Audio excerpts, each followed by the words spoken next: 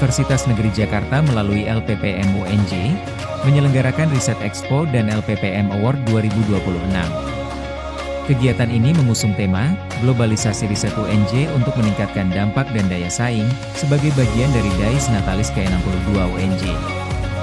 Riset Expo tahun ini menghadirkan berbagai hasil penelitian dari 8 fakultas, sekolah pascasarjana, serta mitra strategis dan industri. Kegiatan ini menjadi wadah kolaborasi untuk mendorong hilirisasi inovasi dan penguatan ekosistem riset yang berdampak nyata bagi masyarakat. Melalui seminar, pameran riset, dan pemberian penghargaan kepada para peneliti berprestasi, UNJ terus berkomitmen memperkuat kolaborasi strategis, internasionalisasi riset, serta pengembangan inovasi untuk meningkatkan daya saing bangsa di tingkat global.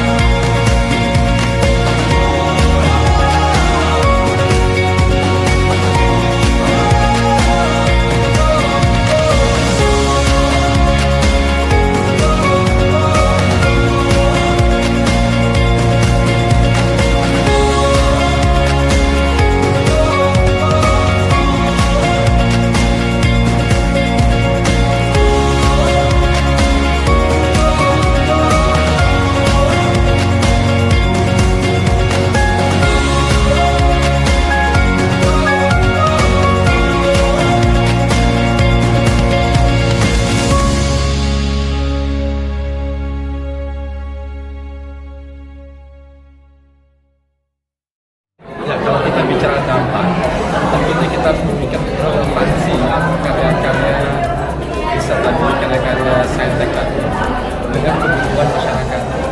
Nah, jadi kita sangat mendorong agar fakulti member untuk insan-insan kampus, dosen-dosen, peneliti itu mau turun ke lapangan untuk melihat kira-kira kebutuhan apa yang dibutuhkan oleh masyarakat. Jadi kita berharap nanti peneliti, dosen, dan mahasiswa melakukan penelitian itu berbasis permintaan lingkungan. Ya, kampus itu ada suatu lembaga yang paling strategis untuk bisa menghasilkan invensi-invensi dan inovasi-inovasi untuk mengerjakan masalah yang ada di masyarakat. Ya, jadi kalau misalnya kita melihat proses pembelajaran di universitas, itu kan selalu mendorong agar mahasiswa kita itu mau berpikir kritis, memiliki curiosity yang tinggi, mempertanyakan hal-hal yang ada di masyarakat untuk dicarikan solusinya. Nah, itulah yang kita sebut dengan akademisi, dan itu ada di kampus. Jadi kampus memiliki peran yang sangat penting, dan kita ingin mendorong peran itu semakin tajam ke depan. Kalau kita bicara tentang globalisasi, artinya kita akan perlu mulai berpikir hal-hal yang mengcover area yang lebih luas juga. Namun jangan dikira isu-isu yang ada di lokal, isu-isu yang ada di Indonesia tidak bisa dipakai isu global. Jadi pesan saya kepada adik-adik mahasiswa ya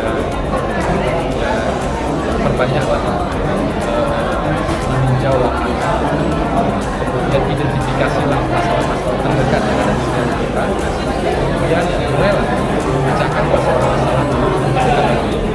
Jadi kalau itu terbukti bermanfaat, memiliki dampak sesuai dengan berjalannya waktu nanti, itu dampak global juga akan mengikuti. Jadi tidak sedikit temuan invensi yang sifat lokal lama-lama nanti menyebar dan akhirnya dipakai di daerah di wilayah yang luas. Malah tidak menutup kemungkinan itu juga jadi konsumsi masyarakat global masyarakat. Jadi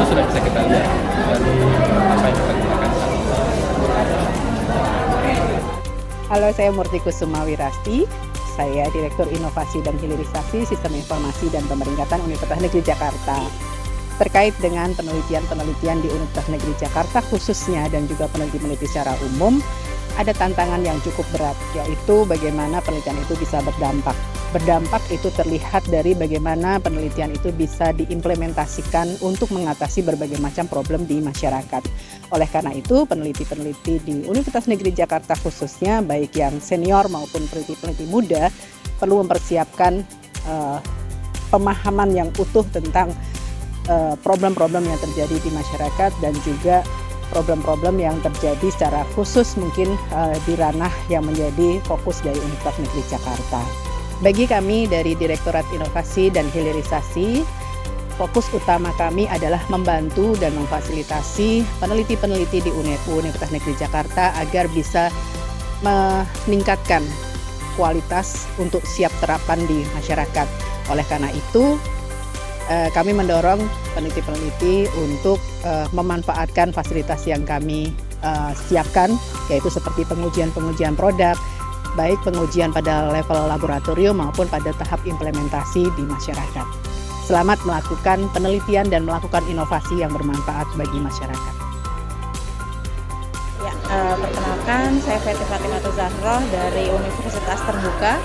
Kami dari LPPM Universitas Terbuka ingin memperkenalkan produk penelitian hilirisasi kami, yaitu ada deodoran dari ekstrak kulit durian yang merupakan hasil penelitian yang kemudian kami produksi dan saat ini sudah dipatenkan dan sudah produksi sudah mendapatkan BPOM.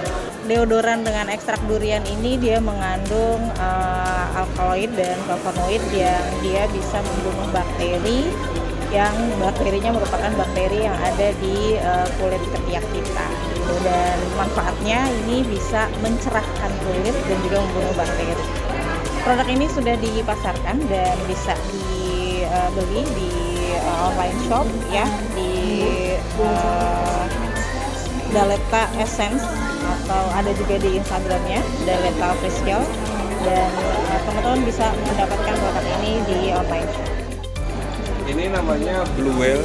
Kita belajar lewat game siklus kehidupan paus biru. Jadi ini untuk membantu mahasiswa mempelajari mata kuliah ekologi, hidrobiologi, dan ekologi hewan. Nah, di sini kita berperan sebagai paus biru. Dia makan keril dan juga kalau misalnya difficulty-nya jadi hard, ya ini bisa sambil melindungi anaknya dari predator. Kalau yang easy, dia lebih mudah hanya mencari makan. Jadi di sini lama-lamaan gitu. Ini masih juga tahap pengembangan, masih tahun pertama. Harapannya nanti ada bagian multiplayer-nya, ada trivia tentang Blue Whale, seperti itu. Paling itu. Nah, ini katalog dari penelitian yang sudah dilakukan di UT di tahun lalu. Bisa dilihat ada dari pengabdian pada masyarakat, penelitian keilmuan, dan juga riset inovasi.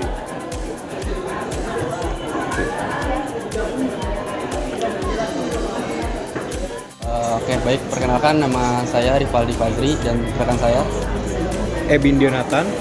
Jadi produk kami yaitu inkubator bayi yang mana bermetodekan AI yang bisa menyesuaikan suhu sekitar di dalam lingkup inkubator. Ya, dari inkubator ini sendiri, kenapa kita bisa berbeda dengan inkubator lainnya? Pertama, memang budget dari inkubator ini minim. Beda kayak inkubator konvensional pada umumnya, karena memang pada umumnya itu biasanya diimpor dari luar negeri, terutama Cina, bahkan negara-negara yang sudah mampu mengembangkan inkubator. Terus juga kenapa kita bikin harga minim, harapannya anak bayi prematur di Indonesia itu angka harapan hidupnya itu bisa terus ada gitu. Takutnya kalau memang karena inkubator itu minim, jadi angka harapan hidup anak-anak di Indonesia itu bakal berkurang kayak gitu. Terutama bayi prematur ya. Terutama bayi prematur. Seperti itu. Itu aja sih Kak. Tapi berarti ini udah diterapkan belum? Untuk saat ini masih belum, masih Sejauh dalam ini pengembangan. Masih zaman pengembangan dan juga masih tahap uji coba. Ya.